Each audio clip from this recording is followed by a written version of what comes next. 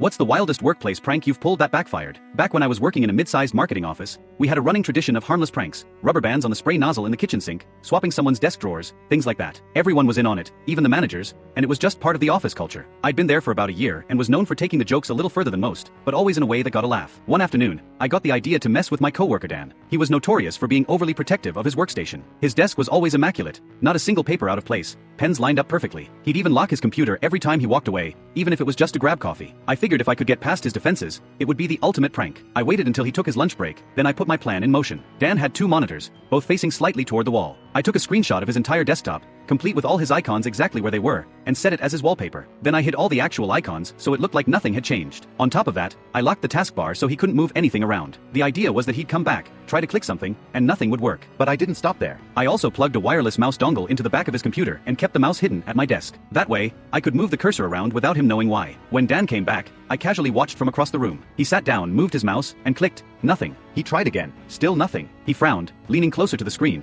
clicking harder like that would make a difference. I started moving the cursor slowly toward the corner of the screen every time he tried to use it. He got more and more frustrated, muttering under his breath. At first, it was hilarious. Other coworkers noticed and started peeking over their monitors to watch. Dan rebooted his computer twice, getting increasingly agitated. I could barely keep a straight face as I kept nudging the mouse pointer at just the wrong time. Then things took a turn. He called over IT. I figured they'd take one look and figure it out, maybe even laugh with him when they realized it was a prank. Instead, the IT guy plugged in a diagnostic USB stick, ran some quick checks, and his face changed completely. He told Dan to step away from the computer. Apparently, the wireless mouse interference combined with my wallpaper trick made it look like the system had frozen in a weird state. But on the back end, it had triggered some kind of network security alert that flagged his machine as potentially compromised. The IT guy thought Dan had somehow gotten malware from a phishing email, and since we handled client data, that was a huge deal. Within 20 minutes, our department manager was in the room, asking Dan what websites he'd been on and if he'd downloaded anything suspicious. Dan, who had no idea what was going on, was red in the face, swearing up and down he hadn't done anything. They decided to confiscate his computer entirely and give him a loaner while they ran a full security sweep. At this point, I was sweating. The prank had clearly gone too far,